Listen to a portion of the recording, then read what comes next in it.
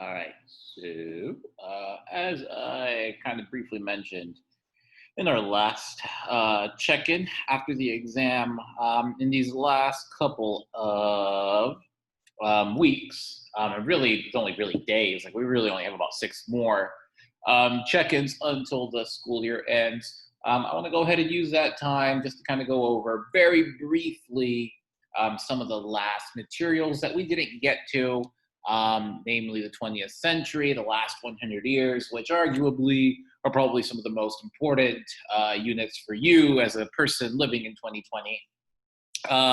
It's also going to be useful for you for U.S. history because a lot of U.S. history is during this time period, right? Like this is also where the U.S. is a major player in world history. For those two reasons, I want to make sure that we get the chance to go over the final three units. Now, the way I'm going to do this is every day for the next three lessons, I'll just give you a quick overview of the last three units, one day for each unit. Now, I just want to make sure that you also understand that because this is much shorter, this is not an ideal lesson. This is not like a complete picture of everything that happened. So understand that I am skipping over a lot. Make sure that you understand that I am greatly oversimplifying here, and that can lead to some issues. But just remember that if I oversimplify something, if I skip over something that you thought was going to be important, it's not because I don't think it's important. It's not that it's just time. It's an issue of time. Okay, so just a quick review. In the last class, what have we been doing? Well, you took the AP World History exam, and then there was like a quick 2-minute check-in, just surveying you, maybe which prompts you guys had, which cake flavors you were interested in. If you have not taken that cake flavor poll, please make sure to do that. I want to make sure that everyone who took the AP World History exam, when we get the chance to actually meet in person, gets the opportunity to celebrate with a slice of cake. Of course, I'm not going to get every single flavor on that poll, but the ones that are the most popular are the ones that I'll go ahead and surf. And I just realized my camera was off there for a few moments, so here I am. Sorry. Otherwise, we were just hearing a talking voice. Now it's the talking voice with a floating head. All right, so you took the AP World History exam. Now, the majority of you were able to successfully submit a response. 90% of you were able to respond. I've even looked over some of your essays. Some of you wrote really amazing essays. I'll be honest. I am looking forward to seeing what the readers think. I am looking forward to see what the official scores will be, but some of you are in a very good position. Some of you, definitely, maybe the 45 minutes is just not enough time, right? But you did, a lot of you did what I trained you to do, what you trained to do with the cake method. Now there were a couple, okay, yeah, like it's distance learning. Maybe you weren't following along the whole time, and I read some of your responses. But you know what? Like whatever. Like it is what it is. The test is over. We can move on. If you put in no effort, well, you reap what you sow, right? I just want to say again though, like the majority of you, excellent work. We'll see. Well, anyways, let's just jump into the unit. This is Unit 7. Unit 7 would have been going over the years from 1900 to the present, but it's specifically focused on what it's calling global conflict. What does that mean? It means World War I and World War II. I'm just going to go over the main narrative, right? According to the AP, here's what you should know. Here's what you should be taking away from sophomore year going into U.S. history. After Unit 6, remember imperialism, industrialization, all that, there was a shift in global power. Industrialized nations, countries that had industry, countries that went through the Industrial Revolution, had more power than the countries that did not. And the more industrialized you were, the more of a market you controlled, which means you had more money, which means you had more political power, which means you could have a bigger military, which means you could get more resources, which means you could become more industrialized, which then meant you had a bigger market share, right? It's a cyclical process. The key idea here, though, is industrialization. The more industrialized, the more powerful. This means that the first country that industrialized, Great Britain, was the global superpower coming into the 20th century. So all the way going up into World War One, before World War One, if you were to poll, if you were to ask people, the world's leaders, who is the most or what is the most powerful country in the world, it is absolutely Great Britain. However, that is beginning to change. Germany did not exist 300 years ago. It was not a country. There were German people. There were people who spoke a German language, a German culture, had a German history. They identified as Germanic, but there was no German state. There was no country whose borders you could cross and then say, I am now in Germany. That changed in the late 19th century. Now there is a Germany. And guess what? Those Germans are really, really ambitious and they want to industrialize. And they do it. They actually manage to industrialize incredibly quickly. So quickly, in fact, that by the year 1914, and I'm being very specific, why I'm identifying 1914, Germany actually surpassed Britain as the biggest producer in the world. It's really hard to see in this graph over here. I wish there was a way, like I couldn't find good data, or at least data that compared the two, that at least like from these years that I want. But you can see like more or less, here's the German line. You could see the German line is trending upward, whereas the British line measuring how much they're producing is about flatlining. Now, why am I emphasizing that? Well, that means the British, who used to be the superpower, are now looking behind them and seeing the Germans get really, really, really, really close. This is going to lead to intense competition between Germany and its allies and Britain and its allies. So now you basically have two unofficial sides, right? Because World War I hasn't started yet. This is kind of the lead into that. You have Germany and its friends on one side. These are usually seen as kind of the have-nots, the people who are entering the industrialization game late. They want to industrialize. They want to rival the other big empires. And because of that, they are threatening Britain and its allies. All of this tension, right, this competition, this rivalry between these two big groups of countries is leading to what's called the powder keg of Europe. A powder keg is it's like literally a barrel of gunpowder. And the thing about a barrel of gunpowder is that if it gets hot, if there is a spark near that barrel of gunpowder, it will explode in a very big way. Now, World War I, the years leading into that, it's kind of like that. Everyone knows if something goes wrong, if there's a misunderstanding, something is misunderstood, someone's killed, there's an accident, the barrel will explode. And guess what? That happened in the summer of 1914. That spark, the trigger that blew up the powder keg, that triggered World War I, was the assassination of Franz Ferdinand in the summer of 1914. Within weeks of this happening, many of the world's nations declared war against each other.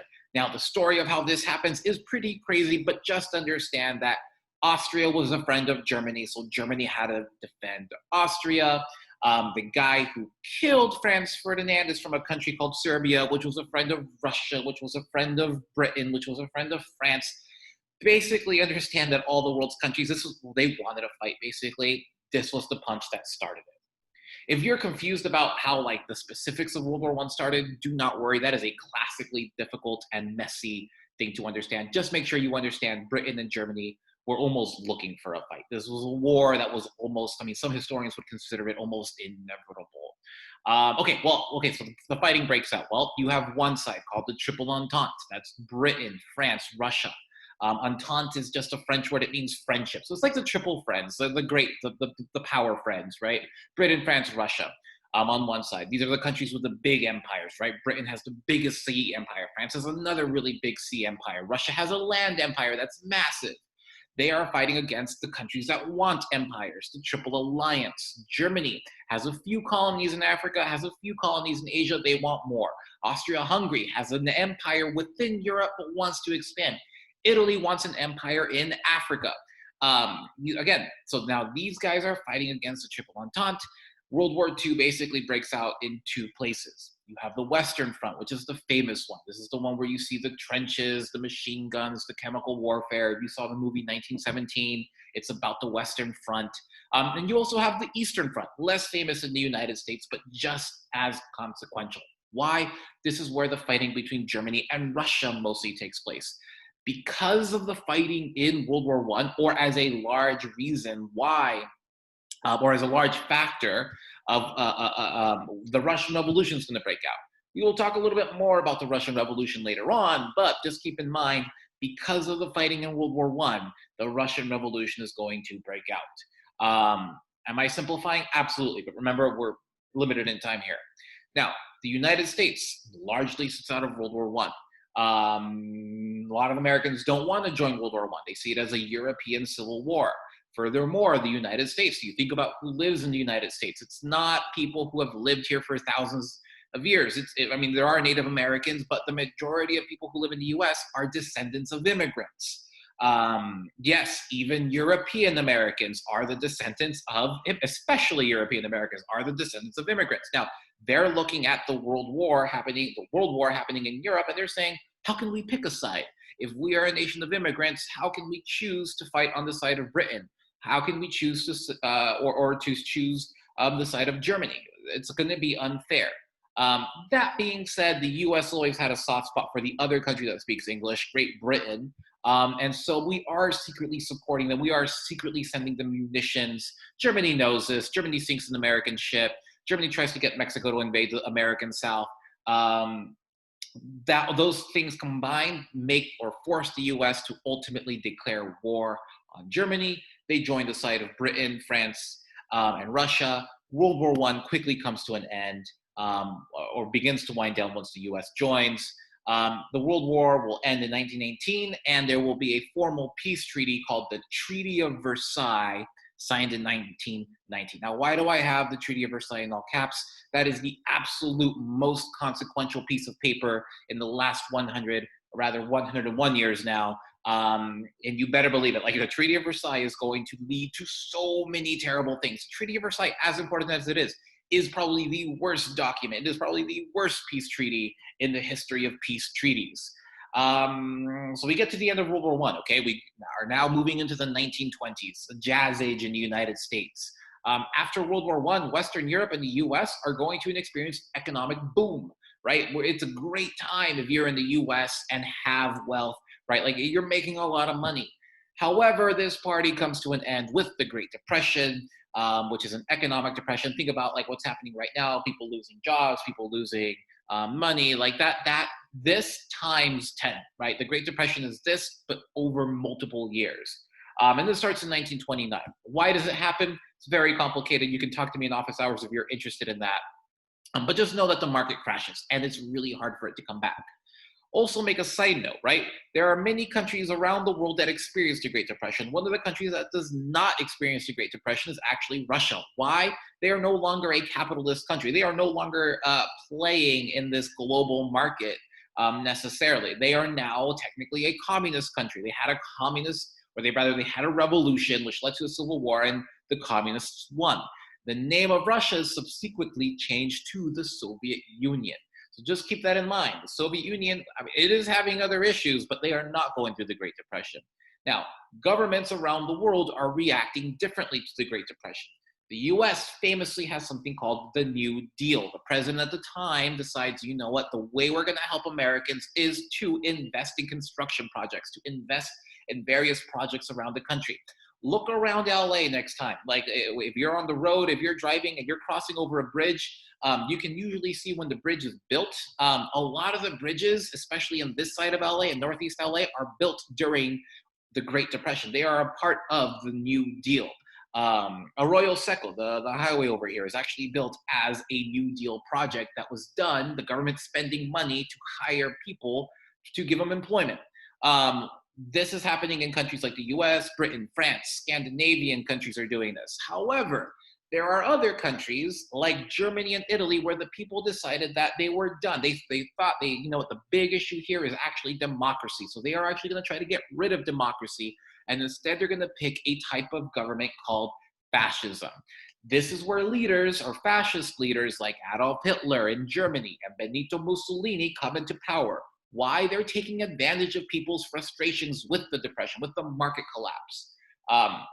In addition to the Great Depression, there are also a lot of unresolved tensions following the First World War. As I mentioned, the Treaty of Versailles is the worst peace treaty in the history of peace treaties. A historian once famously quipped that it was the peace to end all peace. That is a play on the reference to World War One. Back then, people didn't call it World War One, right? They didn't know there was going to be a World War Two. They either called it the World's War, they called it the Great War, or they called it the War to End All Wars. The Treaty of Versailles is, in a way, the peace to end all peace. After World War I, the Treaty of Versailles sought to, among other things, among many things, punish Germany for what they said, they claimed starting World War I. They are forcing them to pay reparations. Britain and France basically say, hey, you started World War I. Maybe they didn't. I don't think they did. But now you owe us 55 billion marks. You owe us the equivalent of $55 billion. At the time, that is an insane amount of money. Germany's not going to be able to pay that back. What it does do, though, is it destroys the German market. So as bad as the Great Depression was in countries like the United States, it was even worse in Germany. At one point, 1/3 of Germans were unemployed. It also sought to weaken the German military. It sought to humiliate Germany. And to make things even worse, the Treaty of Versailles even hurt people on the winning side. Japan was on the winning side in World War I. They were technically a British ally. They were technically, in that sense, an American ally. The Treaty of Versailles absolutely ignores Japan. And so Japan goes back home after the negotiations feeling upset, feeling betrayed. They even go home and say they used the word racist. They felt like the Europeans and the Americans were being racist to the Japanese while the Treaty of Versailles was being written up. All these things, right? All these tensions, all these things about people being upset and stressed and desperate is going to lead to peoples in Germany, Italy, and Japan to forceful, violent, hyper-nationalist, fascist leaders like Adolf Hitler, Benito Mussolini in Italy, and Hideki Tojo in Japan. Now, here's the thing. Everyone's afraid of a second world war. Everyone, including Britain and France, are looking at what's happening in Germany, Italy, and Japan and saying, maybe we should let them have that. Their people chose those governments. Their people chose Adolf Hitler. Their people chose Italy. We don't want a second world war. They can keep their fascist dictator. If that's what they want, let them have it. Well, then these guys, Hitler and Mussolini and Tojo, figure out, well, these other democratic countries, well, they're not brave enough to get us out of power. What else can we get away with? During the 30s, a lot of these fascist countries started taking over other territories. Germany famously annexes Austria. That means they absorb them. They take over parts of what is now, or what was then Czechoslovakia. And you know what? Britain and France and the US do nothing. Right? They seek to appease Hitler. They figure, you know what? If we keep letting Hitler, if he just wants what used to belong to Germany, just let him have it, right? What can go wrong? And the same thing happens with Japan. Japan takes over parts of China. The United States, Britain, France, and their allies say, you know what? Let them have it. What can go wrong? If we try to stop them, this will lead to a second world war. And sure enough, Hitler, Japan, Italy learn that the United States, Britain, and France will not do anything to stop them, right? That's the lesson that we're teaching them. Eventually, Britain, France, the US realize this is a bad idea. This is a mistake. And so they tell Hitler, don't take over this other country that you want to take, Poland. Do not take over Poland. If you take over Poland, we will declare war on you. Hitler has learned, you know what? The British and the French, they're weak. They're talking a big game, but if I take over Poland, they're not going to stop me. So sure enough, on September 1st, 1939, Adolf Hitler invades Poland. Britain and France back it up. They declare war now on Adolf Hitler. And at the same time, declare war on Italy and Japan. Note the United States is not in World War II yet, right? Like this is the same arguments as at World War I. A lot of Americans didn't want to join World War II. They thought, you know what, this is just another European battle. This is just another civil war amongst Europeans or amongst countries that are not the US. It's not our business. Now, eventually we get drawn into the war. American forces are attacked at Pearl Harbor by Japan. Why did Japan do that? Again, very complicated story, but just understand that Japan is not, they're not making a mistake in thinking, how do I put this? They don't want a war with the US, right? And yes, you might be thinking, well, then why would they attack us? Well, the idea was they wanted to stun us to force us to go to negotiate with them. But again, if you want to talk about that in more detail in office hours, absolutely come in. I am very happy to talk about that there. World War II, again, just like World War I, takes place in mostly two regions. There's one region called the European theater, where the allied nations of Britain, France, and the Soviet Union have geographically surrounded Germany. The Soviet Union, over the course of 6 years, will fight and actually get to Berlin, the capital of Germany, first in late April 1945, 75 years ago. Hitler will commit suicide while Mussolini is captured and executed. Then you have the Pacific Theater, American forces are practicing this island hopping strategy, where they're having to move from island to island to island to island in the Pacific, each time getting closer and closer and closer and closer to Japan.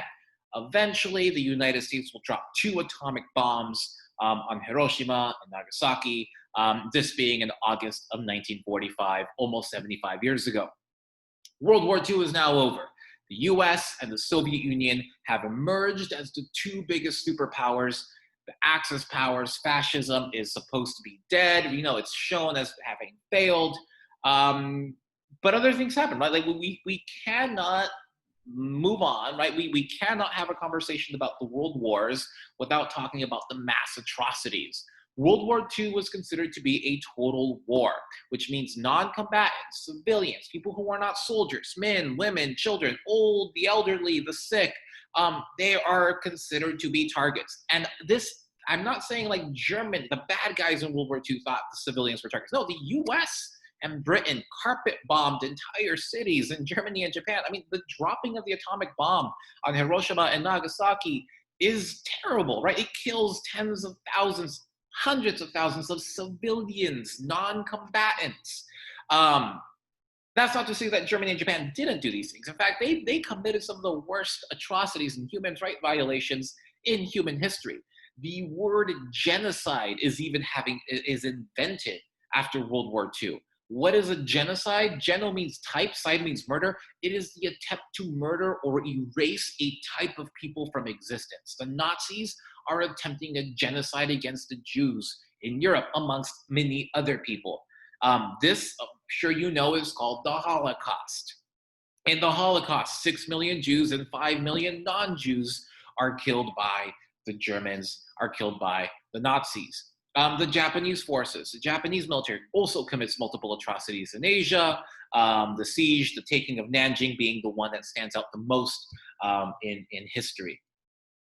All right, well, that takes us basically to the end of World War II. Is that a complete picture? Absolutely not. Am I oversimplifying? Absolutely. But I do need you to understand kind of that main narrative arc, and I especially need you to know this last part here. This is the most important part. What does the world look like after World War II ends? With the end of both world wars, the world is now tasked with the massive job of rebuilding. Old empires like the British Empire and the French Empire, which were around at the beginning of World War I, which won World War I, and were around at the beginning of World War II, after World War II, are greatly weakened. The British Empire is effectively bankrupted. The French have lost their empire, or most of their empire. Those empires are going to continue to crumble in the coming decades after World War II. So keep that in mind. That is one big effect of World War II, is that the old empires of Britain and France are now falling apart. The other big thing you should know, the other big takeaway, is that 2 new superpowers emerged. Before World War I, the 2 most powerful countries in the world would have been Britain and Germany, with France near close third. After World War II, they are nothing, right? They are powerful, right? They're influential, but the 2 big superpowers that come out of World War II are the United States and the Soviet Union. While allies during World War II, while we were friends, while we were working together to defeat fascism, in the years that followed, it would become very apparent that the relationship between the capitalist United States, between the capitalist West, and the communist Soviet Union was going to become strained. There are going to be many conflicts as a result of these 2 major developments, but that is for the next unit. This brings us to our end. You just are finishing the Unit 7 lesson lunch, the Unit 7 overview. What I would like you to do now for your assignment is to actually look at this video. I think some of you may have seen it. It's called The Fallen of World War II. It will go over World War II in a little more detail, but more importantly, I think it really does a good job of capturing the human toll, the human cost, the numbers of World War II, to give you a sense of just how destructive and how big of an event World War II is in history, not just in the history of the last 100 years, but in the history of humanity. Um, I'm close to signing out. If you have any questions or if you want to talk about something in more detail, if you're curious about something, shoot me an email. Maybe I can give you a reading. Maybe I can respond to you in your email or come into office hours. Today it'll be at 3. But until then, I will see you guys in either our next office hours or next time we meet in person.